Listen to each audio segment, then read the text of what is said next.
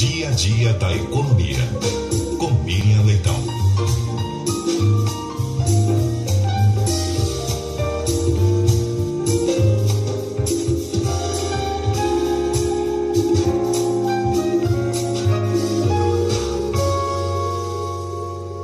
Boa tarde, Miriam Leitão. Boa tarde, Cássia. Boa tarde, ouvintes da Rádio CBN. Miriam, hoje nós vamos falar a respeito da reforma administrativa que está sendo discutida pelos parlamentares aqui no Brasil. Reforma administrativa, aliás, cuja discussão ganhou um novo fôlego quando a gente pensa num dos itens da reforma administrativa que vem causando muita discussão, que é a estabilidade no serviço público. E por que eu estou falando disso hoje? Porque nós tivemos na sexta-feira um depoimento de um servidor público, servidor do Ministério da Saúde, a CPI da Covid-19.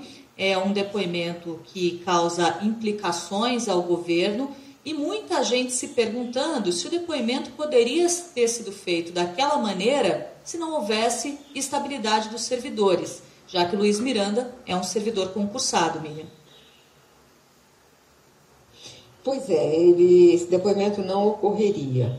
E, na verdade, a reforma tributária, a reforma administrativa, eu fiz uma coluna recente em que eu conversei com vários integrantes de órgãos representativos dos servidores. E nenhum deles me defendeu teses corporativistas, do tipo, mas esse é nosso direito adquirido, isso aqui. Não, eles falaram da reforma no sentido da estrutura de Estado que está sendo proposta. E aí o Rudney Marques, presidente do Fórum Nacional Permanente de Carreiras Típicas do Estado, me alertou para uma coisa muito séria, que depois isso repercutiu em outros jornais, mas a minha coluna no Globo foi a primeira a levantar isso. É que eles criam um negócio chamado vínculos de liderança. A reforma cria uma figura chamada vínculos de liderança. Esses vínculos de liderança permitem que se nomeie cargos que hoje são ocupados por servidores públicos, concursados e com estabilidade, por pessoas de fora do setor público. Hoje, o administrador, o gestor do governo federal, já tem a possibilidade de nomear até 6 mil pessoas de fora da máquina pública. Mas esse número entra numa escala de 90 mil. Chega a ser 90 mil os cargos que podem ser ocupados por pessoas de fora do setor público que nunca fizeram concurso e que pode ser apenas cabos eleitorais. Ele próprio disse, o Rudney, que isso poderia criar um aparelhamento sem precedentes do Estado. A gente não pode discutir a reforma administrativa sem olhar para o lado, sem olhar o que aconteceu nesse governo. O que acontece nos maus governos? Acontece nos maus governos que a estabilidade acaba servindo a proteção ao servidor acaba sendo proteção da própria sociedade. O que teria acontecido na área do meio ambiente se não tivesse tido resistência dos servidores do IBAMA, do ICMBio? O estrago teria sido muito maior. O que teria acontecido no Ministério das Relações Exteriores se não tivesse tido uma resistência dos diplomatas, ainda que no estilo deles, que é mais silencioso? Então, a gente tem que olhar sobre outros aspectos. Todo mundo quer, Cássia, um Estado mais leve e mais eficiente. Mas a reforma administrativa proposta não só não garante isso, como traz vários defeitos, vários problemas que podem se tornar perigosos.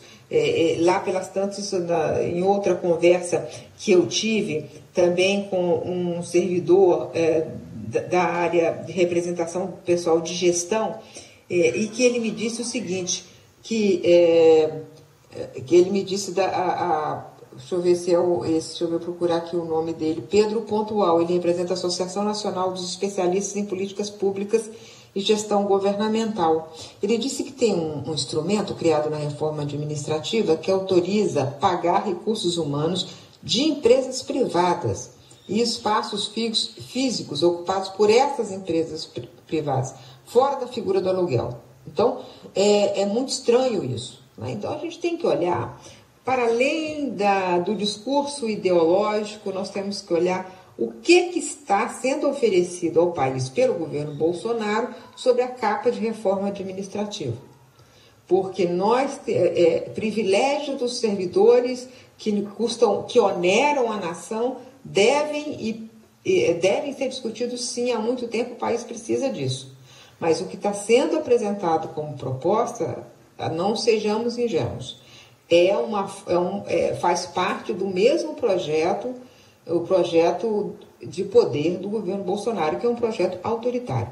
Imagina o governo Bolsonaro podendo nomear 90 mil pessoas. Ele acabou de fazer o quê? Ele militarizou muito o setor público. E o que ele fez na semana passada, o governo Bolsonaro? Propôs que cargos civis ocupados por militares sejam considerados cargos militares. Onde já se viu uma coisa dessa? Ele fez isso por quê? Porque se for cargo civil, ele só pode ficar 2 anos no militar. Depois ele tem que ir para a reserva, se ele quiser continuar no mesmo cargo. Então, o que está sendo proposto não vai reformar o Estado brasileiro, não vai modernizar o Estado brasileiro e vai criar muitas brechas e muitas distorções.